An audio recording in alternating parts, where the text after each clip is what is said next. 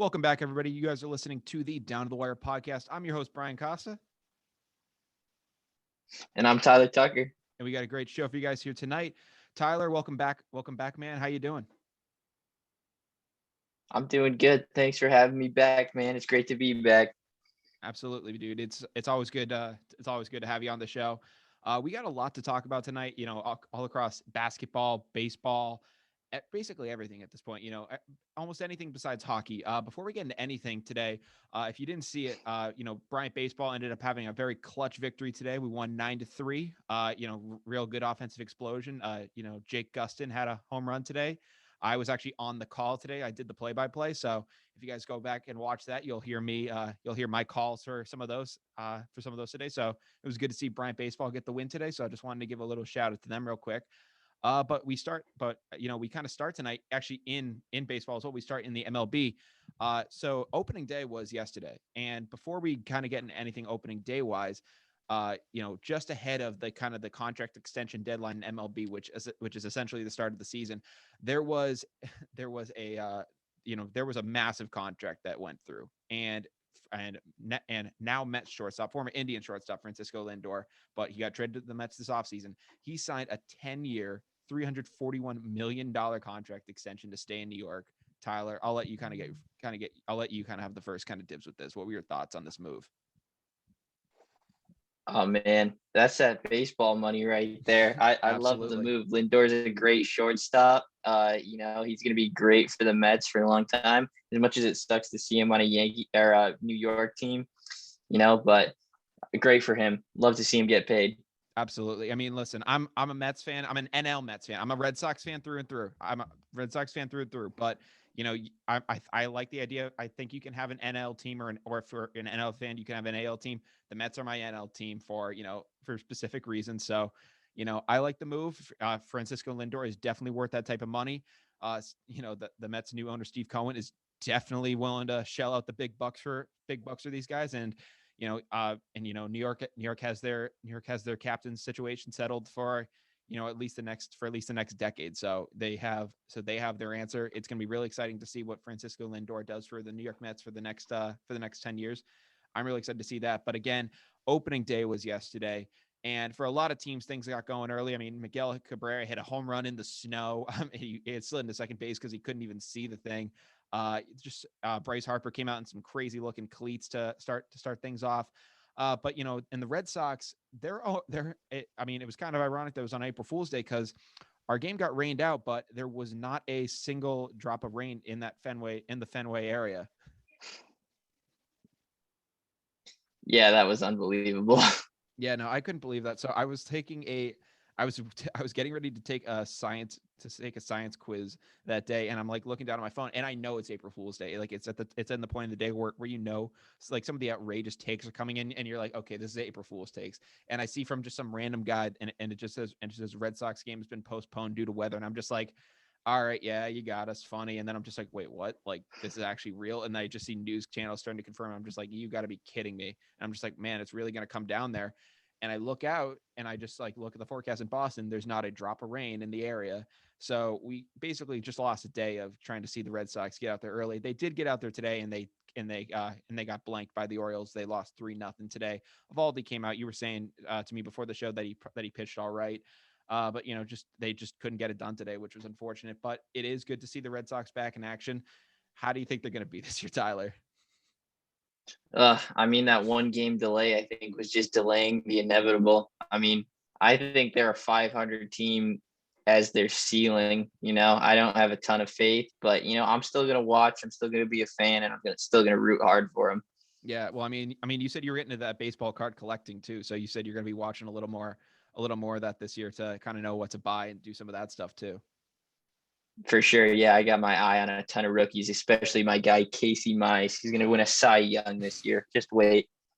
That's the hot take. Casey Mize for Cy Young. You got it. Got it. It's Casey Mize going for it.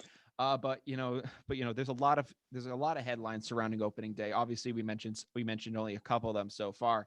Another thing that I kind of am enjoying, at least about the very start of opening day, it took a year in the making. I remember in January of 2020, before COVID and everything like that kind of took the world by storm. The biggest story by far of 2020, like at least for the first 3 months, what was oh my goodness, the Astros cheating scandal. That was the big story of 2020 up until everything went crazy.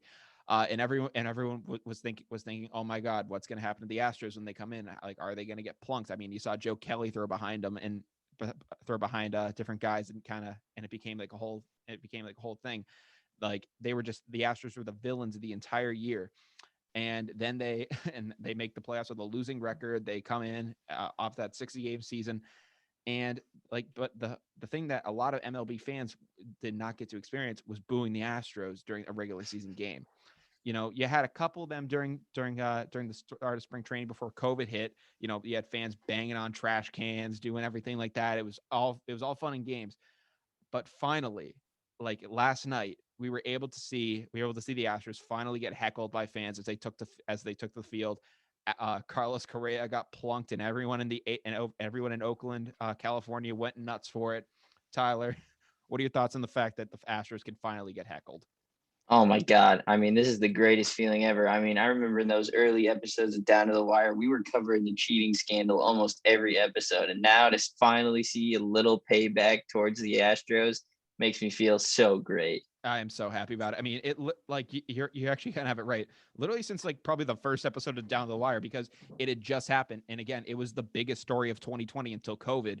We were covering it nonstop because there were just like nonstop things like going forward. I remember when Rob Manfred called the trophy a piece of metal, and everyone went crazy about that because it was just like, man, you're going to call the Lombardi Trophy of baseball a piece of metal? You're just going to completely degrade it. And I mean, and then just so many different twists and turns. Then you had Joe Kelly throwing at guys. Then he gets suspended more than any Astros player does for the entire scandal. Alex Cora gets fired by the Red Sox, and now he's back with us. Carlos Beltran gets fired before he can even manage a game with the Mets. I remember just how insane it all was, and just the fact that it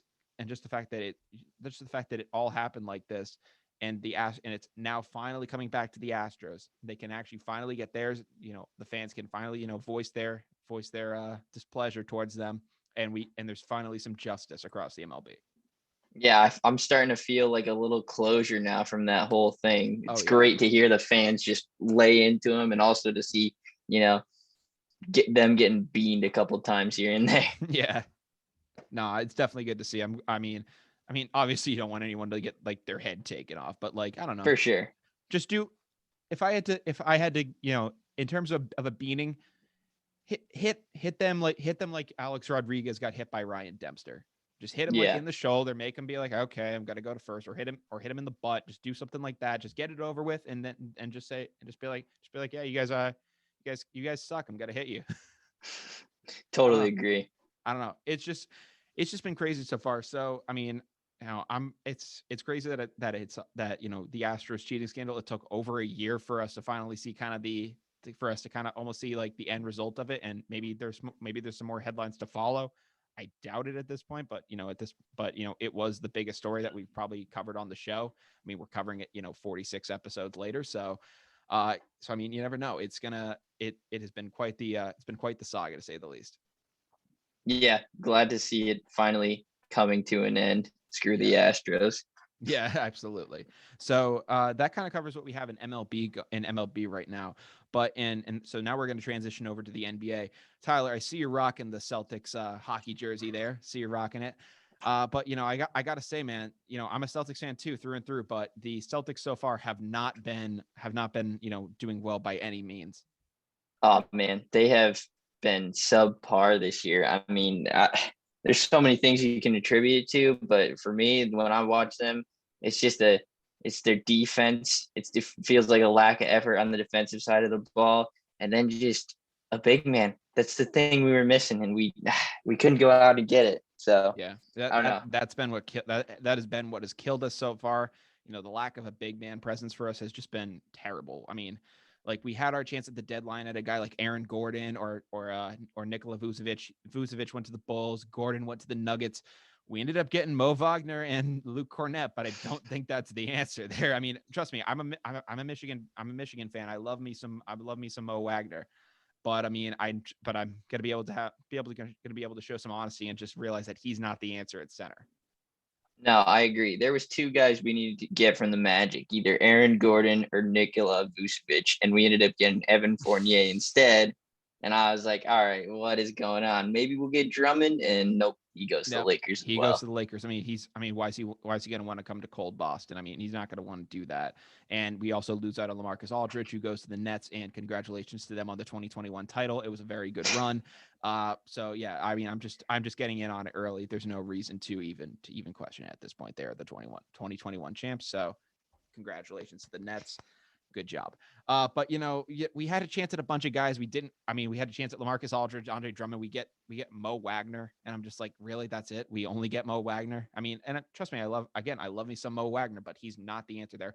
And Evan Fournier, like you said, I mean, coming onto the Celtics, he was averaging basically 20 a game with 4 assists and 3 rebounds, and that's me kind of rounding up all his stats. So, but I mean, and he could be a good piece for us going forward. And it does solve some of the shooting issues we have. But I mean, people talked about like how the Rockets for the longest time were playing small ball. We haven't really had a legit center since maybe Garnett, you'd say, or like, I mean, Garnett wasn't even like a center for us. He was a power forward. Yeah, Like, when I was the don't last think time we we've had had a a true center since Kendrick Perkins, to be honest with you. exactly. Like people talked about like the Rockets and all them playing like small ball. We've been playing small ball for basically a decade at this point, but everyone just ignores it. I remember when we got Greg Monroe during like the 2018 or like whatever it was playoffs, and everyone was just going, "Is Greg Monroe the answer?" And I was like, and I was kind of on that train because I was like, man, it's like the first like real center we have on this roster. And I mean, granted, he did fairly well for us, but it's Greg Monroe. Yeah, no, I agree. And that's the tough part too. I feel we've had so many opportunities. We had our foot in the water with the Anthony Davis. We were talking to him. We were talking to Durant for a little bit. Blake Granted, Griffin neither of was on those the table. guys, yeah, neither of those guys are true centers, but like they'd be the tallest guy on the team coming in. So, Yeah. and then the other part that baffled me was the move to get rid of Tice. I mean, Yeah. he had been our guy. Yeah, I mean, Tice played the most like a center, even though he was kind of undersized, and kind of that was always something that kind of bugged me about him, was that like he played the most like he played like the position that we needed the most, but he just did not have the height for it. And any guy with that kind of height that we bring in, and you want them to kind of like play down the paint and be aggressive. You see them go down the court and they pull it from 3, and it's like, no, that's not what we need from you. We need a guy who can be a force down there. We need someone who can take on Embiid. Yeah, totally agree. Like we seriously had like Al Horford on Embiid for some like matchups, and like it was just ridiculous. Yeah, we had Al Horford D'ing up Giannis for a while. So, yeah, like we just had no answer for these guys, and we were just throwing like the biggest possible body we could see out there, even though they weren't technically sound in doing so. Yeah, and to your point earlier, I mean, and the latest really good true center I think we had Shaq at the tail end of his career. I mean, that was about it. The tail end. But yeah, I mean the Tice move baffled me. I've somewhat liked Fournier so far, and again, gotta love Wagner from Michigan. I loved watching him in the tourney, but I don't think he's the answer either. Mm-hmm. Yeah, no, I think I've said it multiple times on this program. I like my Mo Wagner story is me sitting in the back of a class during a substitute teacher came in one day, and they were showing a movie for like it was for some class, and they're showing a movie, and like they didn't really care what we did. They just wanted us to look like we were like looking down at our notebooks because it's a sub. So like we all just go to the back of the room, and some kids just have an iPad out, and I remember the Michigan game is on, and Mo Wagner's just dominating on the court, and I was like, let's go. Yeah, I remember all those days watching March Madness during class when we were supposed to be learning. Yeah, no. Another March Madness story. We'll get into some more March Madness stories later, or at least some of the headlines coming up. But one other March Madness story I remember was I was in, I believe it was either health or anatomy. If it was anatomy, I was a freshman, but I think it was health. So I think it was my sophomore year of high school, and I remember the brackets were like I wasn't doing an online bracket, but I remember like the games were literally going to start that day, and I hadn't done a bracket yet. And I was like, oh my God, I didn't do a bracket. And if I don't like do it on time or like before the game starts, it's not going to be like legit in my mind, even though like I was only keeping it for my knowledge. But I was like, I need to like do a bracket before any of the game start. So I remember I go up to my teacher I'm just like, can I use the bathroom? They say yes. And I remember I sprint to the library and I print out like 2 brackets, and I just like, I sneak them back into class, like under my shirt. And I just fill them out before like each of the games start. And I'm just like, all right, I'm done. Yeah, man, I totally agree. Like if you don't get it in before that first game starts, it does not count. And it doesn't hit the same. I'm sorry. Totally agree. Yeah. So that's where I kind of sit with that. But kind of going back to the NBA, we'll get into some March Madness stories and some more March Madness headlines in a little bit. But in NBA news, obviously we were talking about the Celtics and their struggles. They're 23-25 lately. They lost to the Mavs, by 5 points, but they just did not play like the way you wanted to, the way you wanted them to as a team. It seems like as a group, they're kind of almost regressing at this point. And we've talked about on this show, and we've kind of questioned, is Brad Stevens the answer for this team? And going into the Eastern Conference, everyone was saying, like, everyone was kind of saying like, oh, Brad Stevens is fine, he's getting them to the Eastern Conference Finals. But I mean, I was watching those games, and I was watching the way he would go to them in the huddle, and usually if like you're down in a game and stuff isn't going right, you're gonna expect the coach to rip into these guys, but instead he comes in the huddle and he just goes, all right, guys, we're gonna run this play right here, and it's gonna be all like okay. And I'm just like, dude, yell at them if they mess up, like discipline them in a way. And like he just never did that. And I mean, so I'm just saying, like, I'm no Brad Stevens defender, but everyone is now coming for Brad Stevens' throat, and I don't know if I'm almost jumping in the other direction now because I'm just like Tatum and all these other guys have kind of just like have almost abandoned him here. Yeah, I mean, Brad Stevens, he's never ever been the fiery guy, He's kind of been the quiet, reserved guy that's just going to teach you how to play really good defense. Um, I don't know. I think Brad Stevens has done a lot of good, but I think our organization, it's time for a change, Yeah. I think we've been stagnant as of late, not making big moves, not making headlines. And I think another thing too is stop blaming Kemba, man. It's not Kemba's fault. When he's out there and he's healthy, he's guaranteed 25-5 a game. No, it's definitely not Kemba's fault. So I mean, and again, the thing I'd say is, like, Brad Stevens was able to do incredible things for us when Isaiah Thomas was the guy we brought in. I mean, he was able to make an offense around him that made him like third in line for an MVP candidate. Like, and like we were able to do stuff with Jay Crowder and like all these other guys, and we were able to have a pretty good squad around us. But I think, and I really don't put a ton of this blame on Brad Stevens, but I think just his coaching style just doesn't match up with Tatum's whatsoever. And I think you need someone that can get through to those guys, especially, they're just younger guys at this point. And you'd think a former college coach, would be able to do that. But you see Tatum and Brown now, and even Kemba. I mean, I haven't seen too much kind of like drama out of Kemba, but you see like they have this cachet of being like these stars in the NBA. Whereas like, you have these college guys, like they have to prove it every single day. And with those kind of like in between Celtics, when you had IT as the guy, and you had I'm trying to think of other guys like Evan Turner and all these different guys, they had to prove it every single day, even though they were in the NBA. Tatum and Brown, if they have an off night, like it's not going to be like they have to prove it now. Like they're kind of proven stars in a sense. And so like so Brad Stevens can't really put that kind of pressure on them. But you were saying that he's kind of a quiet and reserved guy. He kind of did sound off in a recent press conference where he kind of just had a moment of honesty and really just admitted that hey, we're not really playing well at all right now. Like we really need to shape up. And it was the first time that I actually saw him kind of have some life. Yeah, I was pretty shocked by that myself. And also, I think that in one time he got a pretty heated technical when he yelled at a ref. That was really the only times I was really shocked by him. But I think in my mind, the issue with Brad Stevens is the same issue that the Vikings have with Mike Zimmer. They have a defensive minded coach with a ton of offensive firepower. I mean, Jaylen Brown and Jason Tatum are amazing offensive stars, but Brad Stevens is a kind of defensive minded, defense first kind of guy. That's why Marcus Smart has flourished as of late. And, the guys that like to shoot, drive, and conserve a little energy on defense, kind of suffer a little bit. Yeah. I mean, if this is the end of the road for Brad Stevens, and frankly, some people are saying that they think he is one of the longest leashes in the NBA. But if you were to say that, if you were to think this is the end for Brad Stevens here, because it seems like things are only getting worse, like in terms of just like the team as a cohesive unit. It doesn't seem like things are necessary. It doesn't seem like there's a turning point right now. It doesn't seem like things are getting better. If you had to give an honest opinion of who you'd like to see, become a Celtics coach, what would your pick be? Oh, bring Doc Rivers back. What is he doing in Philly? I mean, I'd love to have Doc back too, but I don't think he's coming back anymore. I had that ship has sailed. I'd love to see Doc back though. That's a great pick. I mean, I'd love to see a guy like KG, get in the ring, Ooh, see what he could do. I know it's a couple years out at this point, but and like he wouldn't be the coach of the Celtics. I mean, maybe if Steven stuck around for a couple more years and then this happened. But I can't wait to see what Chris Paul does as a coach too.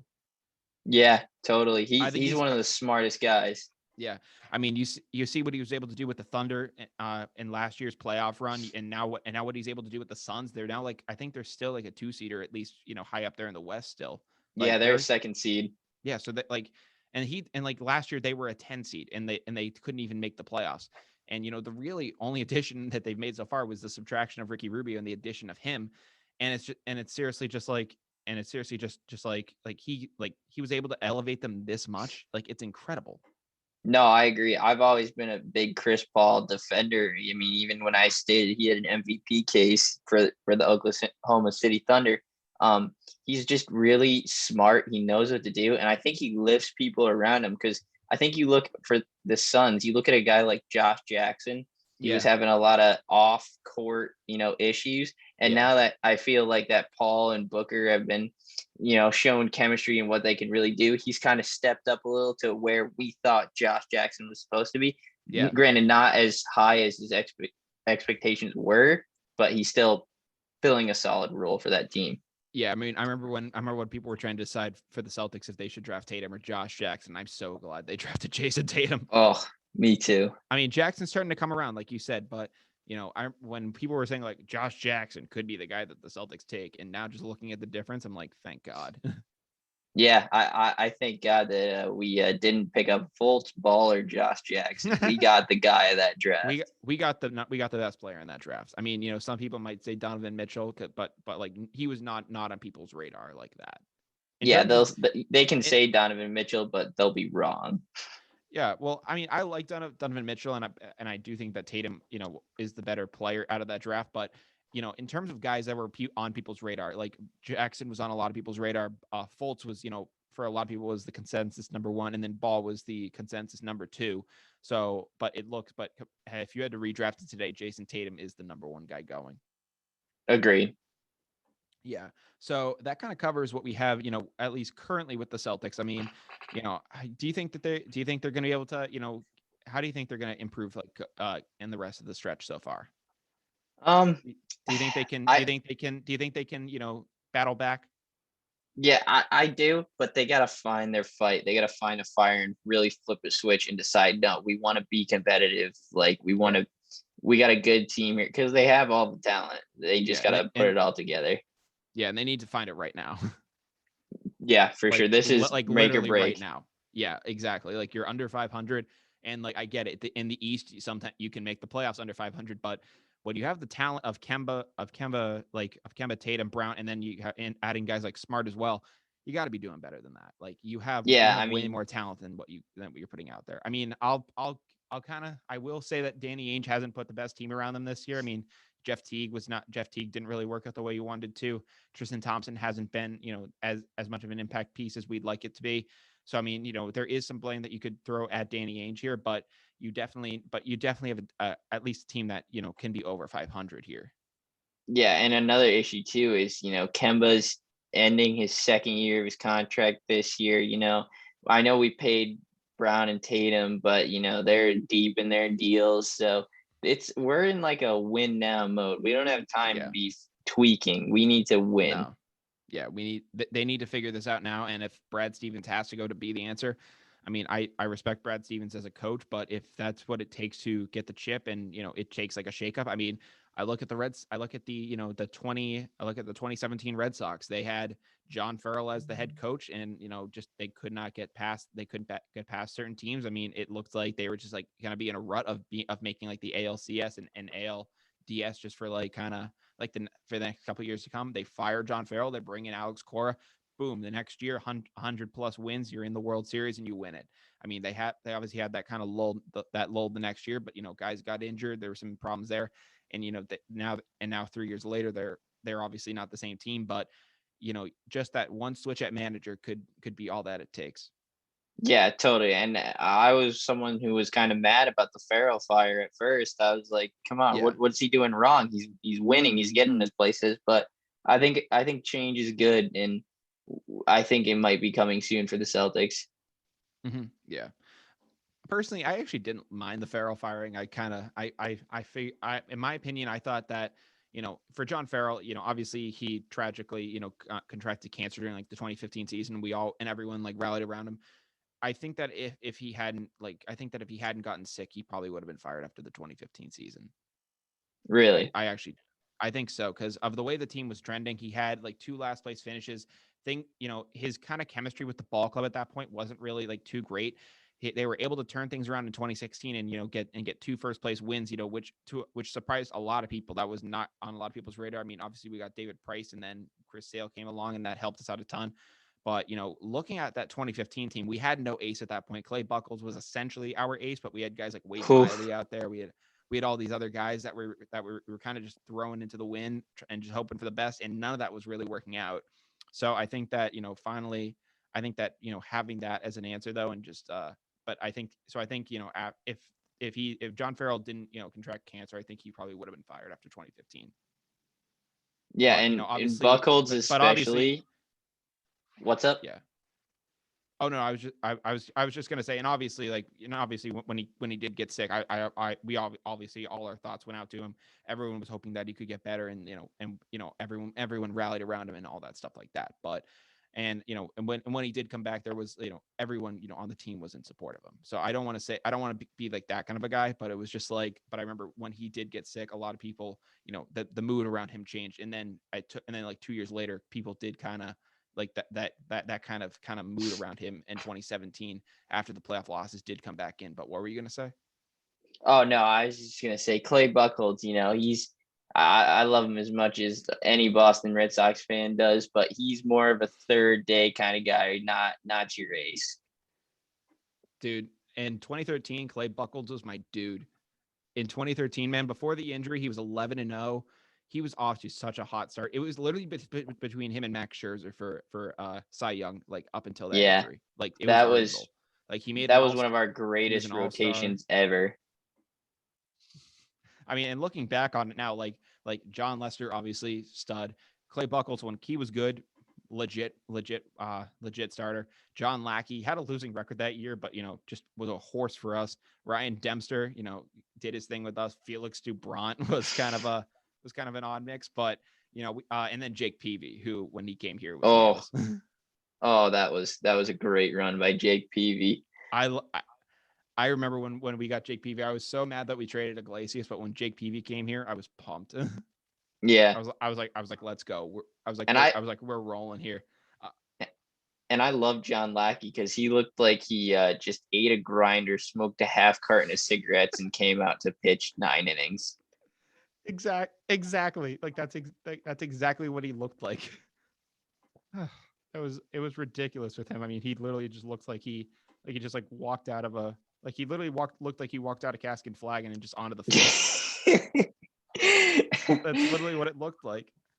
He looked like he just pulled out of a homeless shelter.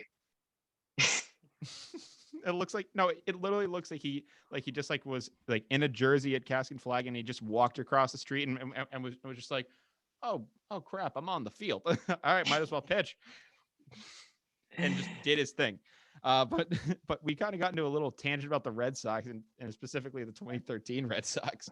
But kind of transitioning back a little bit to the NBA. we kind of concluded everything going on with the Celtics currently.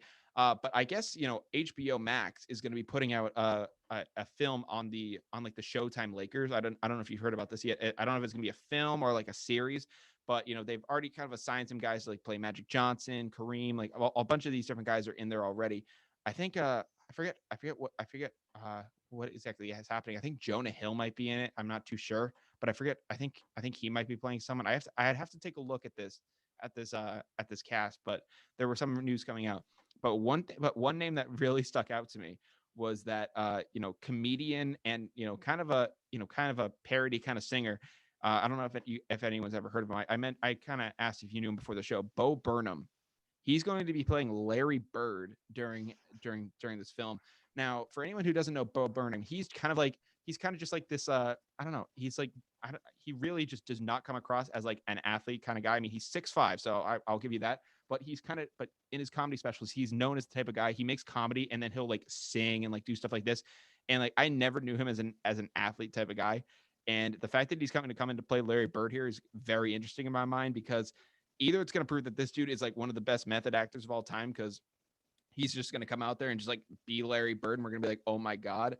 Or he's just going to come out there and just be like him, but just like wearing a Celtics jersey. And it's just going to be like absolutely ridiculous.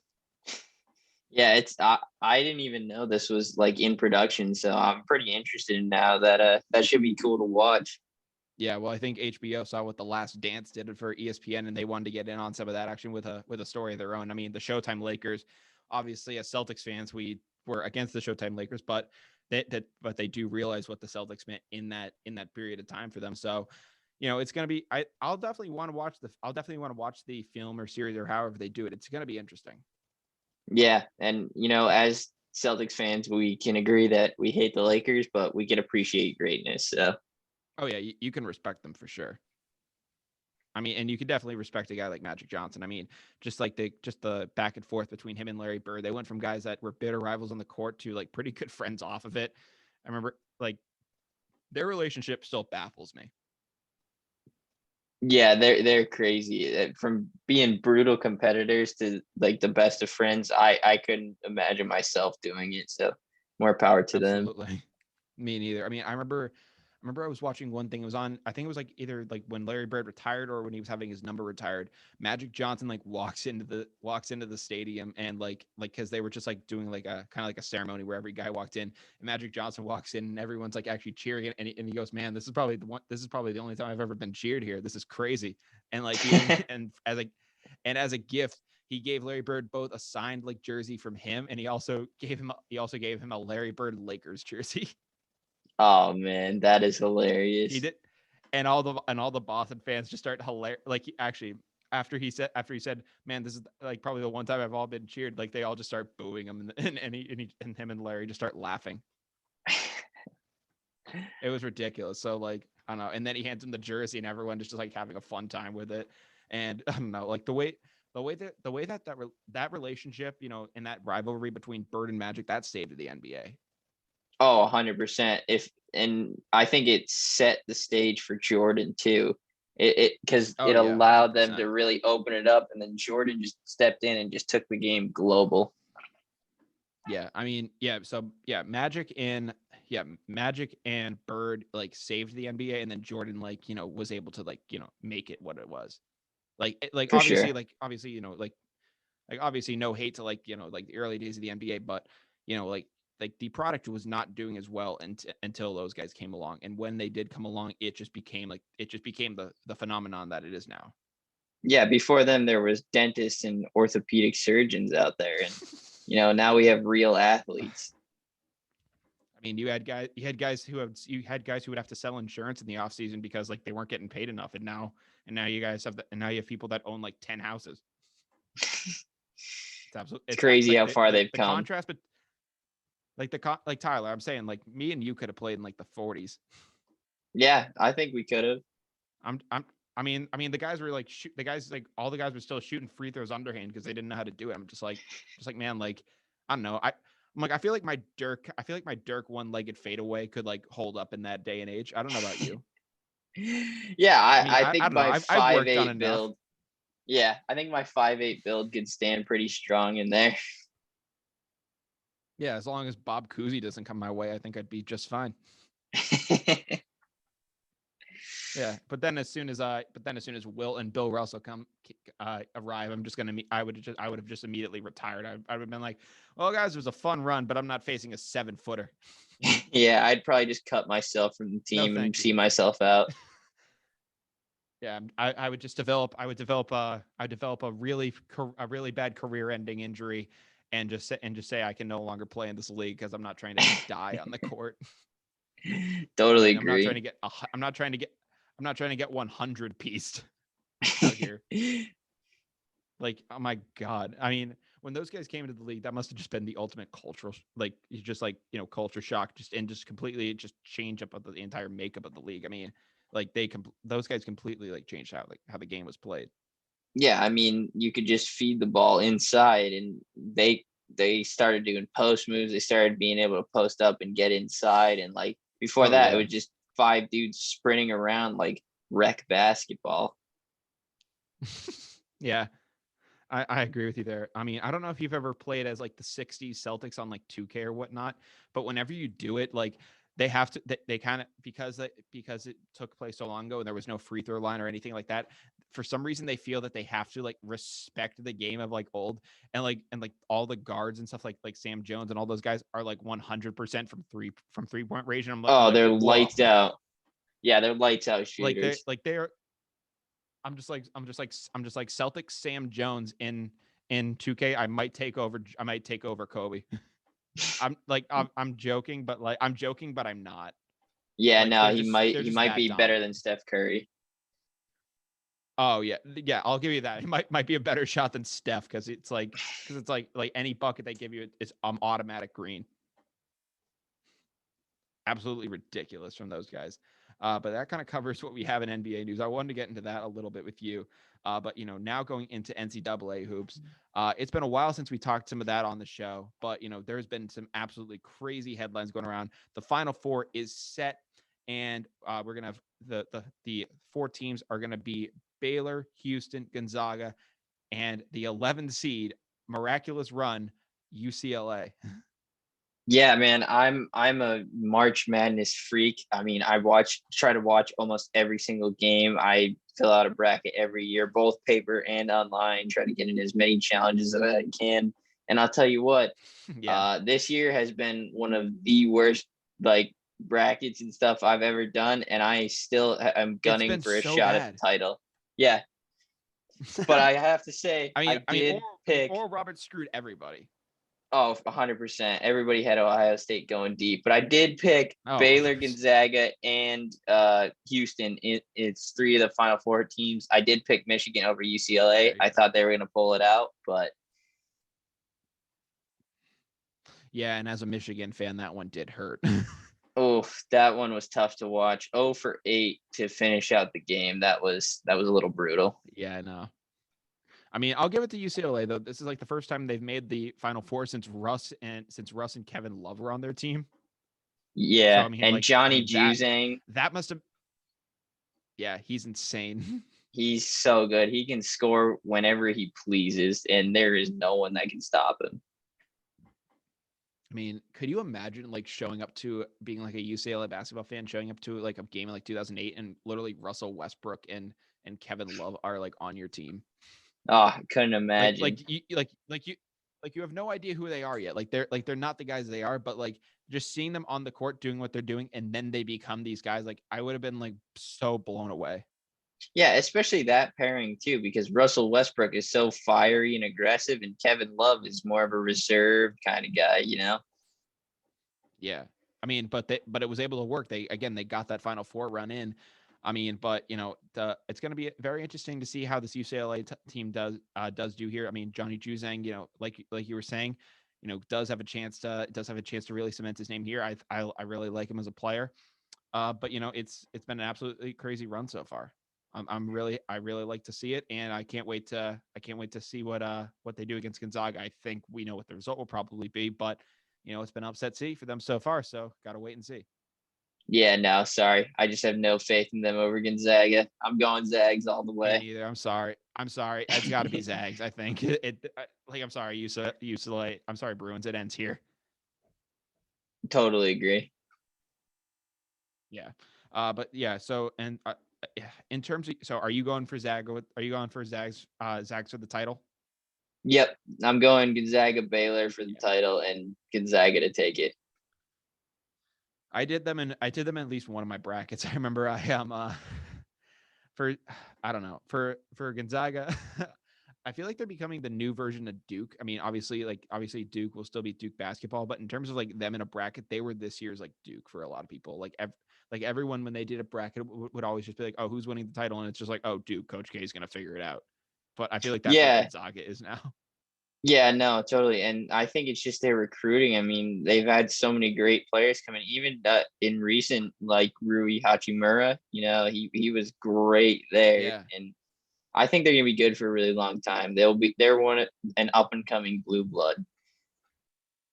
Yeah, they're a great program, and I can't wait to see what they do going forward. And finally, before we probably do end up going down to the wire tonight, we're going to talk some NFL news for you. So, recently the NFL just adopted that they're going to have a 17 game schedule now. I mean, this was some pretty big news that happened across the league. Some people were really happy about this move. Some people were kind of pissed about it, and by some people, I mean most of the players were probably really pissed about this because this kind of some people are wondering, does this just mean their contract now gets divided into 17 weeks as opposed to 16, and they just get paid less per game now? What's going to be going on there? So a lot of players are really kind of pissed about this. But Tyler, I kind of did us the like the easy part of kind of just looking up what the games are going to be. So the Patriots are going to be taking on the Dallas Cowboys in whatever Week 17 game is. The schedule is now, but we know that they're going to be taking on the Cowboys at home. You guys are going to be facing the Los Angeles Chargers, so Kirk Cousins is going to be going up against Justin Herbert. So that's going to be that'll be a fun game to watch, I think. Yeah, And then just another game and then another game I just threw in there for fun was the Green Bay Packers taking on the Kansas City Chiefs. And as long as Aaron Rodgers is still the quarterback of the Packers, that should hopefully be a nice game too. yeah. I don't think Aaron Rodgers is really gonna be going anywhere soon. Yeah. So I mean, I don't know. Did you see the thing that Mark Murphy's said? Like they were asking him about like Rodgers' future, and he just goes, yeah, we can't talk about any player right now, and it's just like it's Rodgers. Like you can't confirm this. yeah, I know the way they handled it. I totally understand where Aaron Rodgers is coming from and being unhappy. So I'd love to see him leave Yeah. our division too. I mean, I know you would. Oh, yeah. Don't have to But face him what twice are a your thoughts year. on? Yeah. So what are your thoughts kind of on the 17 game schedule? I mean, as a fan, from a fan standpoint, this is awesome. Another week of football. I love it. Oh yeah. In regards to the players, I mean, it's going to be tough. I hope that second bye week really does help like them handle an extra game. And I hope Yeah. they do receive better compensation for it. And I think they will with a new CBA and the TV new deal. massive TV deals, and then from an owner Yeah. standpoint, I mean, the rich get richer. This is more money Oh for yeah. them. I mean, I don't know if you saw it. I believe I'm pretty sure like ESPN's going to be doing a Super Bowl like within the next decade. I think ABC is going to be getting some TV rights back for the NFL. So, massive like win for Disney and all those and all the people over there. So, like the NFL is definitely going to, take advantage of this. I'm pretty sure like Amazon Prime or like different companies like that are trying to get in on like the streaming service games. So that way and they're going to have like exclusive rights to certain NFL games. So you're only going to be able to watch it on like certain services, and it's going to be like that's just like a whole new market they're going to be going into. Yeah, and I think this is the going to be the death of like satellite and the NFL Sunday ticket package because I mean now you got Amazon Prime. I mean, who doesn't have Amazon Prime at this point? You'll be able to watch games Yeah, from pretty there. So much. Pretty much, yeah. Like anyone at this point has it. But the thing that does intrigue me the most about the NFL schedule is just the way that we're gonna view teams now. I mean, a 10-7 team is most likely won't win the playoffs now. 10 games is not going to guarantee you anything at this point in the NFL anymore. Even 11 games in a decent year won't guarantee you anything. Yeah, for sure. It's going to be really interesting to see. I'm gonna love watching that Chargers matchup too. I love Herbert. He's a stud, and I can't Oh wait for yeah. the season. Yeah. I mean, I can't wait for the matchup either. I mean, I'm hoping that Cam Newton isn't the quarterback, and if he is, hopefully he was just dealing with some injury issues last year, and we can get that sorted out, and it's a better product than what we had last year on the field because we spent a lot of money to bring in some guys because we pretty much signed all the free agents. So I'm hoping that Cam Newton, at least if he's the guy, he at least is healthier and can actually perform with these guys because I'd like to see what we can do against Dak. Yeah, I think Cam should step it up. I also Yeah. think there's a possibility you guys get someone in the draft. I don't know. Yeah, I'm very intrigued by that too. Could Justin Fields slip to us? Do we just go for a guy in the third round and basically just kind of like try to develop a guy like we tried to do with Stidham? That's always on the table. So I mean, like I guess like a guy like Kellen Mond, I was seeing from some NFL experts or some guys that could go late. So don't know too much about him, but he could be someone that goes off the table a little later. So I mean, obviously, another week of football. We're really excited to see it. The one thing that the NFL just cannot afford, though, is that Pat Mahomes or one of these star quarterbacks, week 18, which is now considered regular season, goes down with an injury and misses the playoffs and cannot perform in the playoffs. That's the last thing you need if that's the case. Just like it, the only risk that you have at this point is just that it's another possible week that injuries could happen. So you just have to make sure For everyone, sure. So yeah, you just gotta hope and pray for the NFL that nobody gets hurt, like no key guy gets hurt during that extra game, and it doesn't come back to bite them in the rear. So that's the one thing that you just have to hope for out of them.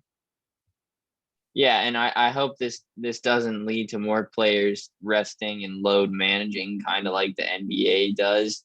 Oh my But god, if the we'll NFL just have starts to to load see. manage, I'm gonna lose my mind. I totally agree. Yeah. But yeah, I think that kind of covers what we have in the NFL so far. And I think it's officially just time to say it's 7:48, so we are officially down to the wire. So we're gonna go through everything we talked about in these past 48 minutes, and we're gonna let you guys get started on your weekend. So we started things off in the MLB. We talked about the Mets signing shortstop Francisco Lindor to a 10-year, $341 million contract extension.